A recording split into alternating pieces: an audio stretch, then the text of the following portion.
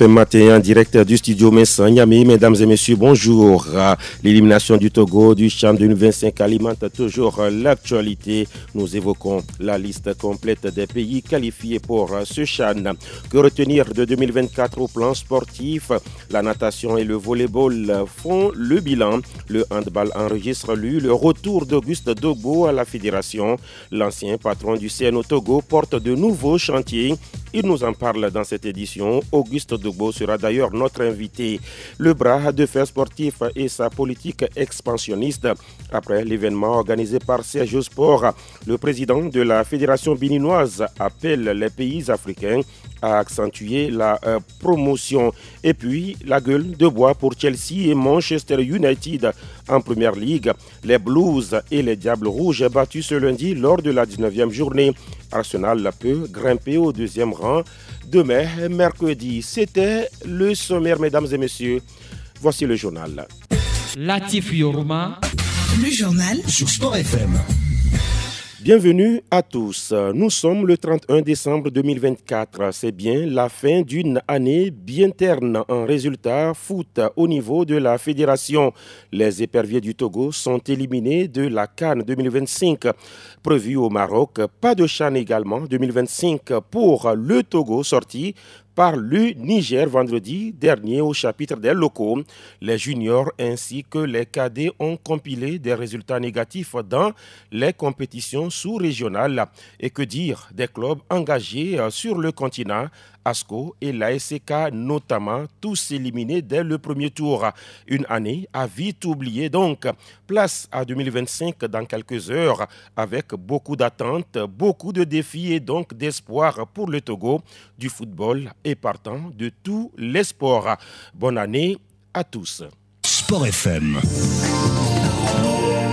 Nous le disions tantôt, pas de CHAN pour le Togo. C'est un spectateur que les joueurs vont regarder les autres pays se disputer le trophée. Voici d'ailleurs la liste complète des qualifiés pour cette compétition que 3 pays vont abriter. Il s'agit bien sûr du Kenya, de la Tanzanie et de l'Ouganda. Il s'agit donc des qualifiés comme le Maroc, le Sénégal, la tenant du titre, la RD Congo, le Nigeria, la Guinée, le Burkina Faso, la Centrafrique, le Congo, le Rwanda, la Zambie, l'Angola, Madagascar, Niger, Mauritanie et bien sûr le Soudan.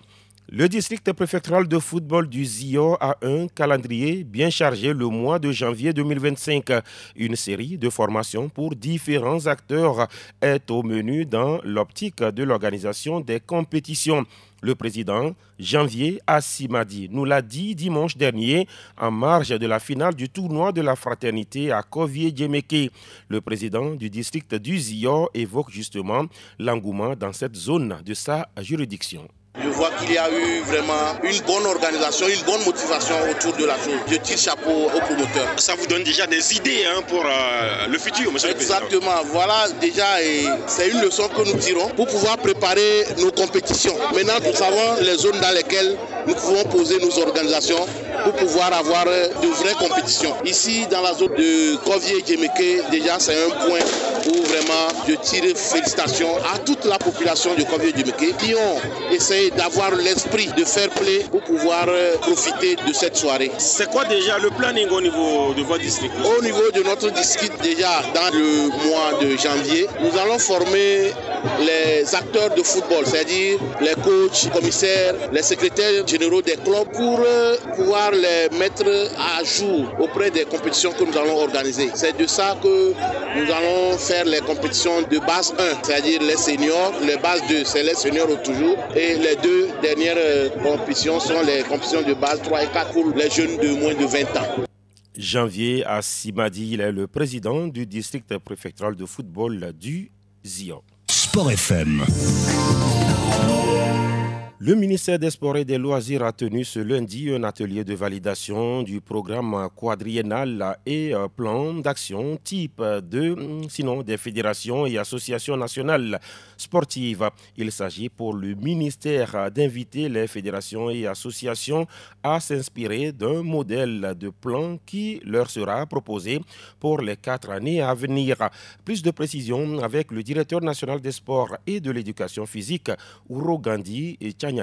L'élaboration d'un programme quadriennal a pour raison de permettre aux fédérations et associations nationales sportives de pouvoir planifier leur action de développement des activités sportives sur une durée de 4 ans. Cela a plusieurs avantages. D'abord, cela permet d'avoir une cohérence dans ce qui est fait en termes de formation, en termes d'élaboration des tests, en termes d'accompagnement des athlètes pour que nous puissions avoir des sportifs compétitifs. Donc ce programme va spécifiquement permettre au ministère d'avoir une vue d'ensemble de toutes les actions qui seront programmées sur une durée de 4 ans. Et par rapport à ces actions, chaque année, il serait proposé un plan de travail budget annuel qui sera sorti de ce programme quadriennal pour que les actions qui seront menées par les différentes fédérations et les différentes associations sportives puissent être supervisées dans de bonnes conditions. Ouro Gandhi Chanyani, il est le directeur national des sports et de l'éducation physique. Il répondait à Grégoire Kokou à Tignon. Sport FM. Du handball, l'on sait qu'Auguste Dogbo est redevenu président de la Fédération togolaise de la discipline depuis plusieurs semaines. Maintenant, il formule une demande dans le sens que les médias puissent vraiment jouer leur rôle. Mais Auguste Dogbo ne manque pas d'envoyer ses vœux pour 2025. Nous vous souhaitons aussi beaucoup de santé. Continuez à nous aider, continuez à dire ce qu'il faut dire, pas ce que nous voulons entendre, parce que parfois vous dites des choses qui peuvent fâcher ici ou là, mais n'arrêtez pas de continuer à nous dire la vérité, parce que c'est notre affaire commune. Quand on hisse le drapeau togolais quelque part, c'est un grand plaisir pour tout le monde. Donc quand nous échouons quelque part, n'hésitez pas à nous dire là où ça fait mal, et nous sommes obligés de nous corriger, ou soit nous laissons le tablion et nous dégageons pour que d'autres personnes, parce que nous ne sommes pas les plus intelligents dans le milieu sportif au Togo. Auguste Dogbo avec Franck Nounyama, le président de la Fédération togolaise de handball, revient plus longuement en fin de journal. Il est notre invité. Basketball avec le jubilé Pascal Amouzou qui a tenu ses promesses vendredi dernier au municipal de Lomé. Que de vieille gloire autour de l'ancien marqueur, sinon de l'ancien meilleur marqueur des 7e championnats d'Afrique de Kigali en 1974. Un match de jeunes, puis un match mixte de vétérans auquel a pris part Tony Dalmeda, ancien président de la FNB Togo. Nous l'écoutons sur l'initiative. C'est une bonne initiative parce que d'abord il faut célébrer les légendes quand elles sont vivantes. Le deuxième sens, c'est que ça coïncide avec le 50e anniversaire de la participation du Togo au 7e championnat d'Afrique de basketball masculin. Le Togo était là-bas et le Togo a fini 5e. Et Pascal Amouzou a été le meilleur marqueur de cette compétition alors que le Togo était classé 5e. Il était connu pour son adresse et nous avons beaucoup copié sur lui. Nous qui étions ses jeunes frères depuis le lycée, dans les clubs civils et même quand on a tous raccroché, on a joué dans les clubs des anciens. Il a toujours été pour nous un modèle. Au plan professionnel, c'est la rigueur, le travail. C'est vraiment un exemple parfait pour tous ceux qui aiment le sport et l'éducation. Tout a été bon. La cerise sur le gâteau, c'est vous qui marquez le premier panier de ce jubilé. Oui, bon, c'est un hasard, comme on dit. La balle m'est arrivée à la passe d'une coéquipière. C'est une dame en plus qui m'a fait la passe puisqu'on a joué en mixte. Et moi, j'ai shooté, j'ai fermé les yeux, j'ai shooté, c'est rentré. Bon, les gens se sont rappelés du passé. Il y en a qui m'ont taquiné, mais bon, c'est une anecdote. Tony Dalmeda, ancien président de la Fédération togolaise de basketball. La FNB Togo, à l'initiative de ce jubilé, se satisfait de la soirée et nous renseigne sur ce projet. Robert Javon est le secrétaire général. C'est la grande joie parce qu'on n'imaginait pas avoir ce scénario ce soir, avoir déjà ce grand public et surtout d'avoir l'accord de ce grand homme qui est M. Amouzou Pascal pour pouvoir le célébrer aujourd'hui. Donc vraiment au niveau de la FNB, c'est une grande satisfaction, une grande joie de voir vraiment une étoile du basketball togolais célébrée par tous les amoureux du sport. Cette initiative est venue d'un groupe de réflexion que après nous avons nommé comité légende du basket et par le hasard des choses dont certains membres sont autour aujourd'hui au niveau du bureau de la Fédération nationale de basket. Et donc pour nous, continuer ce projet était impératif parce que nous préférons célébrer nos légendes vivantes. Parce que c'est important qu'ils sachent à leur vivant que ce pays reconnaît les valeurs du travail qu'ils ont accompli, des performances qu'ils ont réalisées pour pouvoir faire connaître le Togo à travers le monde, à travers l'Afrique. Robert Javon, secrétaire général de la Fédération nationale de basketball Togo. Noël Kokou Tadegnon a aussi parlé de 2024. Le président de la Fédération togolaise de volleyball a plutôt regretté la non-tenue du championnat national de la discipline. On a pu organiser le championnat au niveau de la Ligue de Lomé. On a organisé le championnat au niveau de toutes les ligues. Nous avons 7 ligues. Malheureusement, on a manqué de moyens financiers pour regrouper donc, les meilleurs de chaque ligue pour organiser le championnat national. Mais je peux quand même dire qu'au vu de ce qui s'est passé, puisque nous étions sur le terrain aux côtés des ligues, ça évolue dans le sens du nombre d'adhérents, du nombre de licenciés, ça évolue sur le plan technique, sur le plan tactique. On voit une nette évolution donc dans la pratique du volleyball. Ça évolue également au niveau des jeunes, puisque nous avons lancé le projet Construire le volleyball de demain à partir d'aujourd'hui, et qui consiste donc à amener beaucoup de jeunes à jouer au volley, à aller dans les écoles. Donc pour nous, on doit continuer sur la même lancée et cette année nous battre pour organiser, quoi qu'il arrive, un championnat national. Et un championnat national au niveau des seniors, un championnat national au niveau des petites catégories et surtout un championnat national en beach volley. Donc voilà déjà nos ambitions et je sais que nous allons y arriver, surtout qu'on a beaucoup plus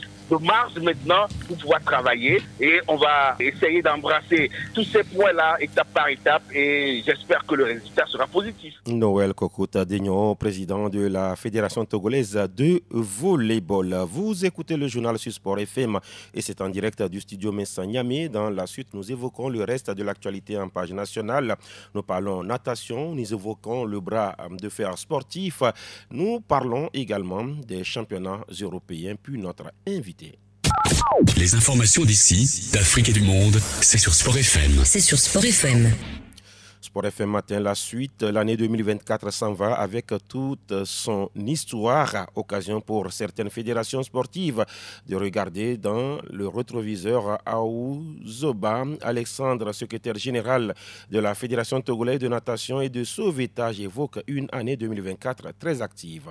Au niveau de la Fédération togolaise de natation et de sauvetage, 2024 a été une année remplie en termes de compétition, en termes de formation. On se réjouit de ce qu'on a réalisé pour cette année. Vous voulez rappeler un peu les compétitions? On sait qu'il y a eu beaucoup de voyages, hein? Oui, bien sûr. On a fait 4 compétitions internationales, 2 compétitions sur le plan national. Et en international, on a participé au championnat du monde en février à Doha, au Grand Bassin. Et on a été au championnat d'Afrique en Angola, où on a fait les Jeux Olympiques. Et récemment, on était au championnat du monde Petit Bassin à Budapest, en Hongrie. Vous avez beaucoup de moyens, hein? C'est ça, non? Ce n'est pas qu'on a beaucoup de moyens, mais on met beaucoup de volonté à faire progresser nos athlètes, les encadreurs. À l'instant, Aou Zouba Alexandre, il est le secrétaire général de la Fédération togolaise de natation et de sauvetage, tous devant Franck Nounyama. L'athlète togolais Ismaël Mohamed remporte la première édition du bras de fer sportif aux dépens du Ghana et bien sûr du Bénin. La compétition est organisée à Lomé par la structure Sergio Sport avec l'appui du ministère des Sports et des Loisirs. Écoutez le promoteur Serge Tété Bénissan. Ce qu'on a fait aujourd'hui, je pense que c'est pour les athlètes. Heureusement que le ministère aussi a reconnu ces athlètes et ce qu'ils sont en train de faire. Donc je pense que c'est une bonne chose et on ne peut qu'être content. On va essayer encore de suivre les athlètes. Tout ce qui touche vers l'excellence, Sergio Sport est intéressé par ça. C'est des athlètes qui sont vraiment motivés.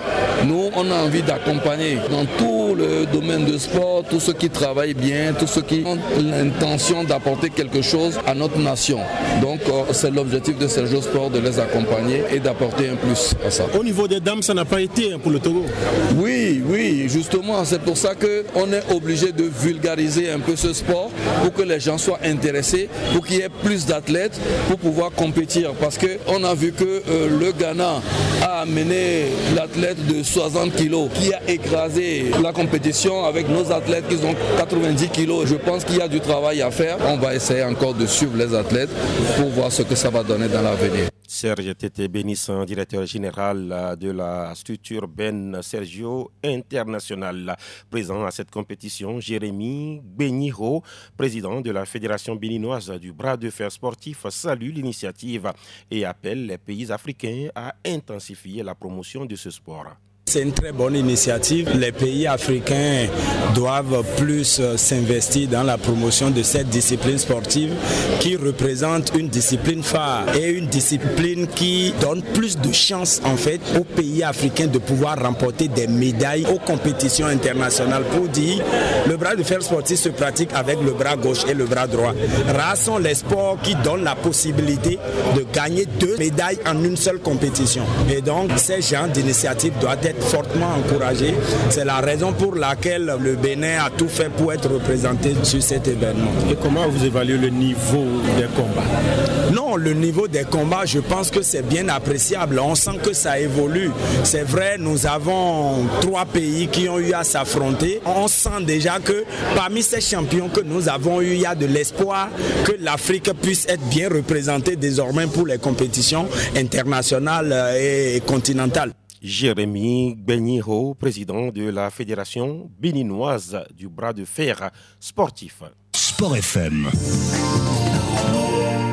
Avant notre invité, on parle foot européen. Chelsea termine l'année 2024 par une défaite. Les hommes d'Enzo Maresca ont perdu sur la pelouse de Ipswich Town 2-0. Les Blues manquent ainsi l'occasion de reprendre la 2e place du classement. Ça s'empire pour Manchester United, à nouveau battu à Old Trafford 2-0 par Newcastle United lors de cette 19e journée. C'est la 3e défaite d'affilée des Diables Rouges à la maison.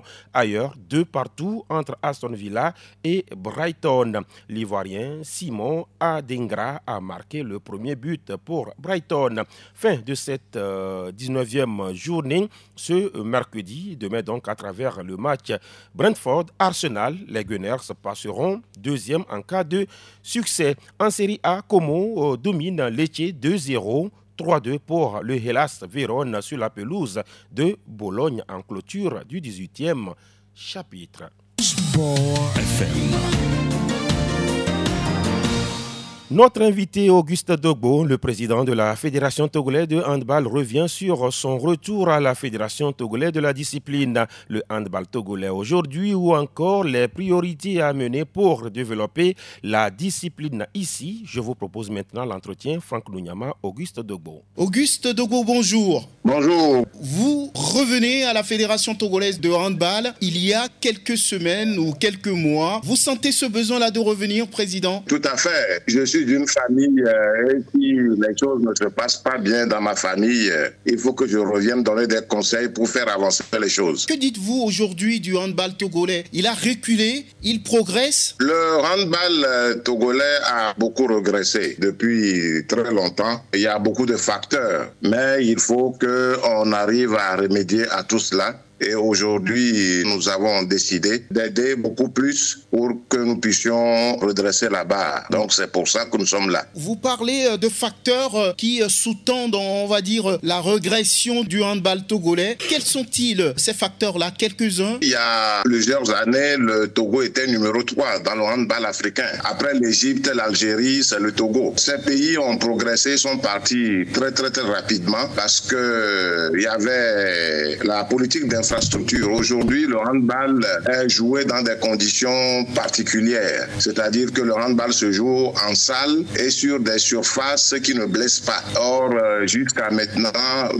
on n'a pas pu avoir ces infrastructures avec nous et c'est en train d'arriver puisque, comme vous le savez, on est en train de faire un petit hall au niveau du stade de Lomé et dans quelques semaines, dans quelques mois ou plus, tout cela va devenir un souvenir lointain et nous pourrons jouer dans de meilleures conditions. Parce que vous savez, le handball sur du ciment, ça blesse beaucoup, ça laisse des séquelles après. C'est vrai qu'il y a une autre manière de jouer au handball aujourd'hui, le beach handball. Et ça, le Togo est en train d'exceller dedans, dans le beach handball, parce que nous sommes parmi les 3-4 premiers d'Afrique aujourd'hui même, où je vous parle. Donc, nous attendons que nos autorités nous aident à avoir des salles aussi et je crois qu'on va progresser très rapidement. Ce nouveau mandat de Auguste Dogbo reste un défi sur toute la ligne. Vous avez parlé de salles, vous parlez directement d'infrastructures, vous parlez aussi sans le dire de moyens, c'est ça ? Oui, depuis un certain temps, nous avons constaté que le ministère aide de plus en plus les fédérations pour s'organiser. On l'a constaté lors du congrès de la Fédération togolaise de handball. Nous avons vu ce que l'État a pu injecter. On dirait que ce n'est pas beaucoup, non, mais c'est un bon début et je crois que c'est en l'utilisant à bon escient que les autorités auront de nous aider davantage. Donc, nous croyons que les moyens, ça va venir très lentement mais très sûrement et il faudra que nous utilisons aussi nos relations au niveau de la Fédération internationale de handball et de la Confédération africaine de handball pour pouvoir faire avancer les choses. 2025, qu'est-ce que ça représente pour vous? Qu'allez-vous faire de façon prioritaire? Les priorités aujourd'hui, c'est qu'on ne peut pas jouer au handball sans avoir des encadreurs. Et déjà, quand on est arrivé, quelques jours après, nous avons envoyé 9 entraîneurs en formation au Bénin. Nous les avons aidés à aller se faire former parce qu'aujourd'hui, comme dans les autres disciplines, il faut avoir une licence pour pouvoir s'asseoir sur le banc et se permettre d'entraîner des jeunes. Donc la licence C, c'est la deuxième licence. La licence D, c'est le B.A.B.A. qui permet d'entraîner les jeunes, les cadets, ainsi de suite. Mais il faut une licence C pour entraîner les juniors et les clubs. En équipe nationale, il faut une licence B au minimum ou bien une licence A. Donc nous avons déjà commencé, on vient de former, on a envoyé 9, on a eu 8 admis, ce qui est très honorable pour nous. Et à partir de février, nous avons une séance de formation ici pour la licence D, pour les entraîneurs de base. Et c'est sous l'égide de la Fédération internationale de handball. C'est un diplôme international qu'ils vont avoir. Et nous croyons former 40 personnes déjà cette année à Lomé. Et nous guettons aussi des occasions si au Bénin, au Ghana, s'il y a d'autres entraîneurs qui veulent se faire former, nous irons dans ce sens-là. C'est la formation qui est la priorité. Et nous avons la réorganisation même de la fédération. Nous sommes arrivés, nous avons vu l'état dans lequel se trouve notre fédération et nous avons pris les taureaux par les cornes pour changer beaucoup de choses. Avec les discussions qu'on a avec les uns et les autres qui sont acteurs dans le handball, je crois qu'ils sont contents des dispositions que nous prenons pour faire avancer les choses. 2025, comment l'imaginez-vous? Compliqué, difficile, facile? Non, vous savez, qu'est-ce qu'on appelle difficile? Qu'est-ce qu'on appelle facile? Il faut se mettre au travail. C'est le travail, il n'y a rien à faire. Comme on le dit, le travail est loin de nous, 3 grands mots, le vice, l'ennui et le besoin. Donc, allons-y, travaillons plutôt. Si on nous voit au travail, je crois que quand on demande de nous aider, les gens comprendront qu'il faut nous aider pour pouvoir avancer. Merci, Président. Merci. Auguste Dogbo, ancien président du CNO Togo, actuel président de la Fédération togolaise de handball, il était face à Franck Nouniama. Bien fini pour cette édition, mise en onde par Olivier Koudjo. Je suis Latif Yoruma. Merci surtout de nous avoir suivis.